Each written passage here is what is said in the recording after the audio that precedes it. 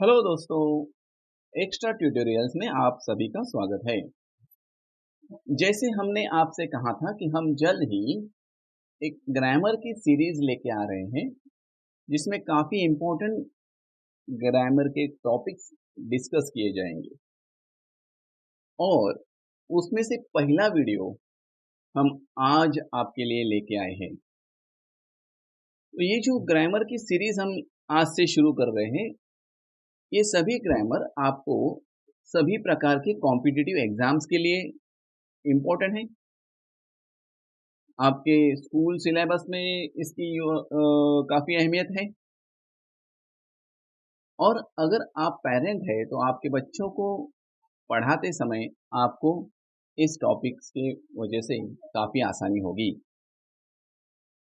तो चलो दोस्तों, शुरू करते हैं। आज हम आपके लिए पहला ग्रामर का टॉपिक लेके आए हैं। काफ़ी इंपॉर्टेंट टॉपिक है, पूरा वीडियो देखिएगा, सभी एग्जांपल्स नोट कीजिएगा तो आपके पूरा दिमाग में आ जाएगा। टॉपिक का नाम है passive passive voice of exclamatory sentence. Passive voice of exclamatory sentence. Active और पैसिव ऐसे दो वॉइस होते हैं। उसमें एक्टिव से पैसिव में एक्सक्लेमेटरी सेंटेंस को कैसे कन्वर्ट किया जाता है, वो आज हम चुटकी में देखने वाले हैं।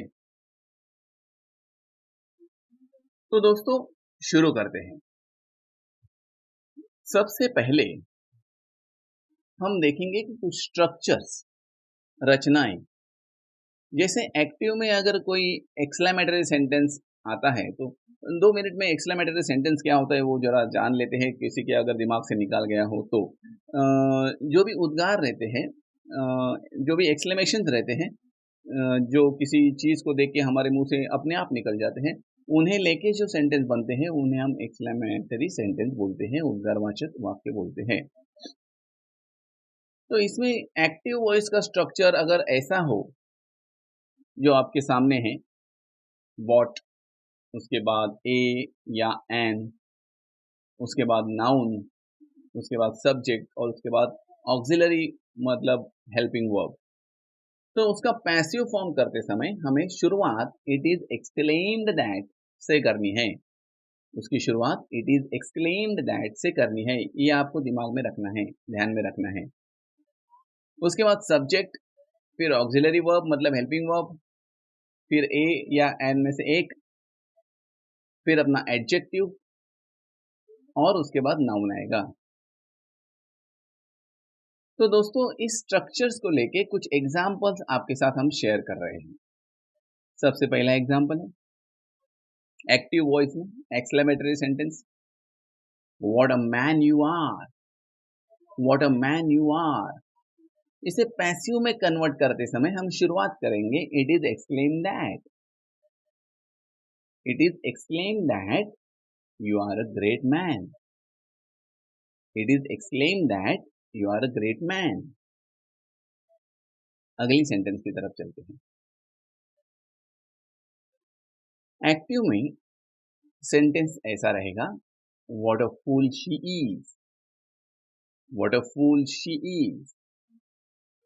तो उसे पैसिव में लेते समय हम शुरुआत करेंगे इट इज एक्सक्लेम दैट से और ये सेंटेंस ऐसे बनेगा, it is exclaim that she is a big fool, it is exclaim that she is a big fool. दोस्तों, आशा करते हैं कि आप समझ रहे हो। ध्यान से सुनिएगा और नज़र अपने सामने स्क्रीन पे रखिएगा तो आपके दिमाग में तुरंत आ जाएगा। काफ़ी आसान टॉपिक है अगर ध्यान दिया तो। अगले एग्जाम्पल की तरफ मुड़ते हैं। अगले एग्जाम्पल की तरफ जाने से पहले हम कुछ इंपॉर्टेंट चीज़ें देखते हैं, जैसे कि if there is an adjective before the noun, अगर नाउन के पहले कोई एडजेक्टिव आता है, विशेषण आता है, या फिर the exclamatory sentence begins with how. यहाँ बिगिन है, वहाँ बिगिन्स होना चाहिए, एस नहीं आया है। बिगिन्स विथ हाउ, अगर कोई एक्सक्लेमेटरी सेंटेंस है वो हाउ से शुरू होता है, मतलब HOW हाउ से शुरू होता है, तो क्या करना है इस केस में, हमें क्या करना है, then we must add very. Before the adjective. तो हमें एडजेक्टिव के पहले वेरी शब्द को ऐड करना है, यही हमें ध्यान में रखना है बस। चलो एग्जांपल देखते हैं इस वेरी ऐड करने वाले शब्द की। जैसे एक्टिव में आएगा what a great man you are, इसमें ग्रेट एडजेक्टिव है, मैन नाउन है, यू सब्जेक्ट है, आर ऑक्सिलरी वर्ब है मतलब हेल्पिंग वर्ब है।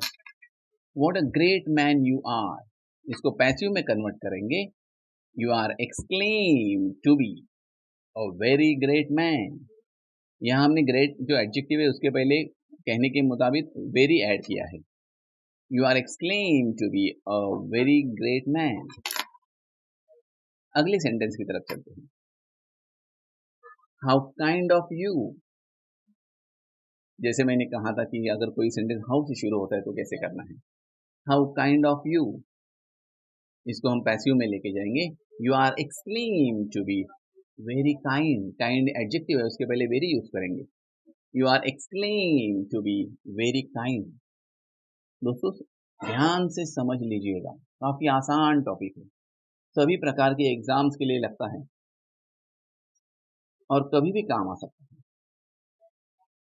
काफी इंपॉर्टेंट टॉपिक है। ज्यादा करके आपको ये यूट्यूब पे मिलेगा नहीं, इसके लिए हम लोग ने इसको शुरुआत में लिया है। अगले एग्जाम्पल की तरफ चलते हैं।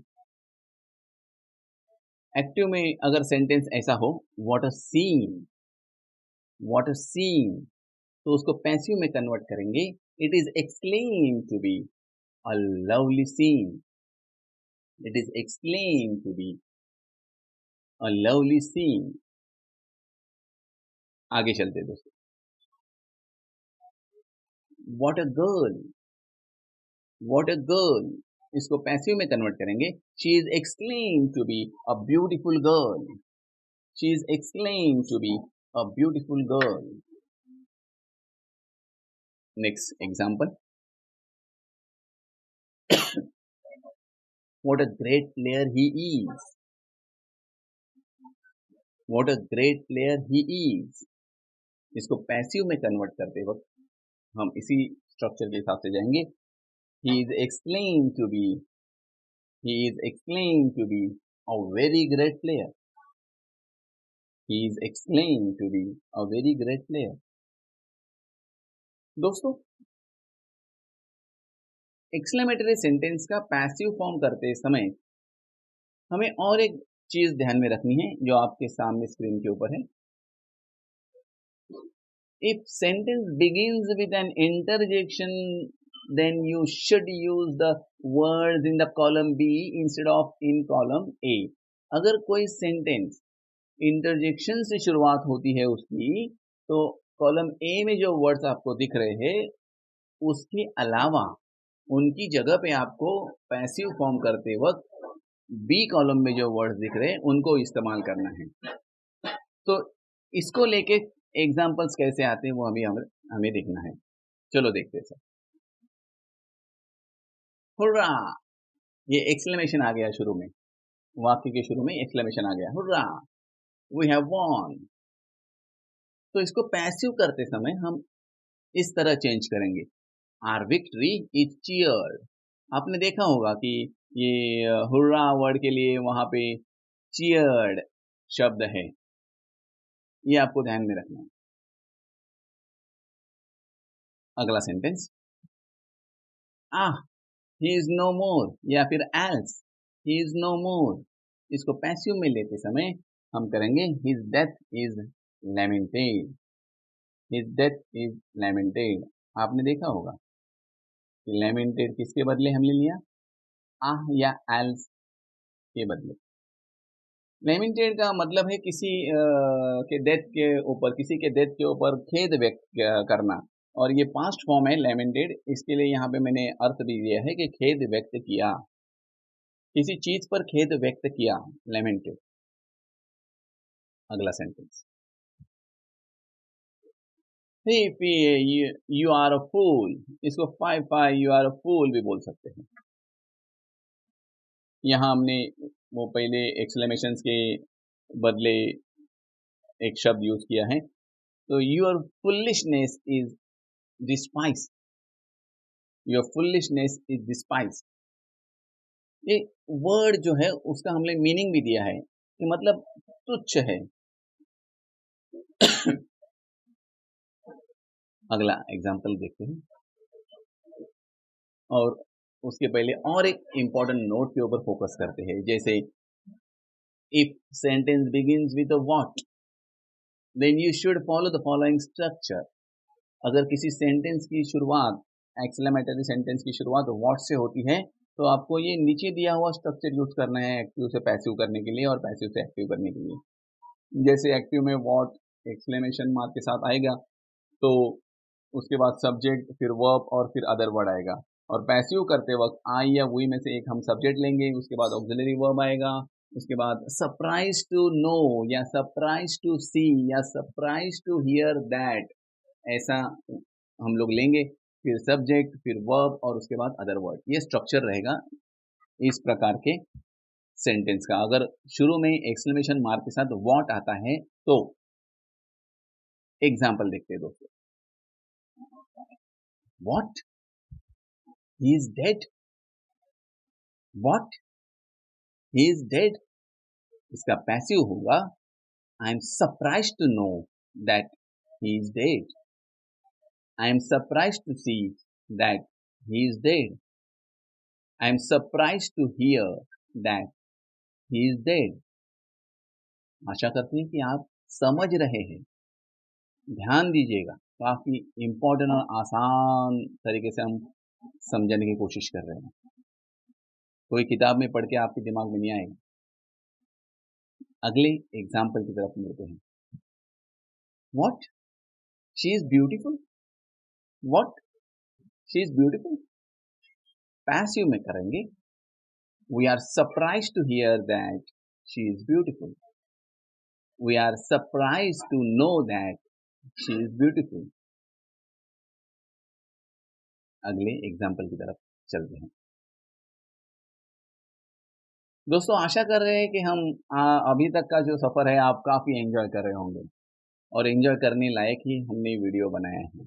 कोई टेंशन लेना नहीं है, आसान भाषा में बनाया है, काफी मेहनत करके बनाया है। तो हमारा हक बनता है कि आपसे हम गुजारिश करें कि हमारे चैनल को आप सब्सक्राइब करें और बेल आइकन को प्रेस करके रखें ताकि नए नए वीडियो आपको तुरंत मिलते रहे। आगे चलते हैं दोस्तों, सब्सक्राइब जरूर कीजिएगा, इससे हमें मोटिवेशन मिलता है। हमारे पास बहुत सारे टॉपिक्स है, बहुत सारे ग्रामर के टॉपिक्स है, इंग्लिश स्पीकिंग के टॉपिक्स है। आपने एक राइट साइड में एक हमारा चैनल जो है एक्स्ट्रा ट्यूटोरियल, उसके ऊपर देखा रहेगा कि स्पोकन इंग्लिश और इंग्लिश ग्रामर के हमने 2 लोगो बनाए हुए हैं। अगर ब्लैक में आता है नंबर तो वो स्पोकन इंग्लिश का टॉपिक रहेगा, अगर रेड में आता है नंबर तो वो इंग्लिश ग्रामर का टॉपिक रहेगा, ताकि आपको अलग अलग समझने में आसानी हो। आगे चलते हैं दोस्तों। तो आशा करते हैं कि आपने अभी तक का वीडियो जो भी देखा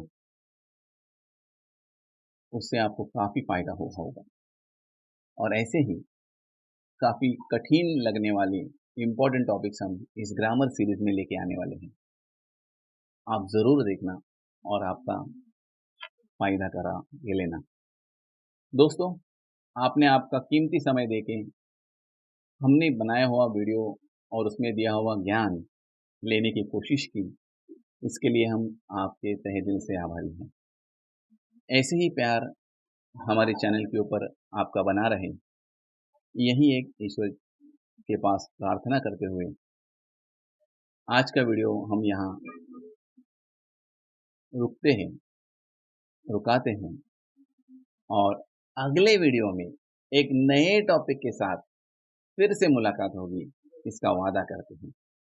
तब तक जय हिंद।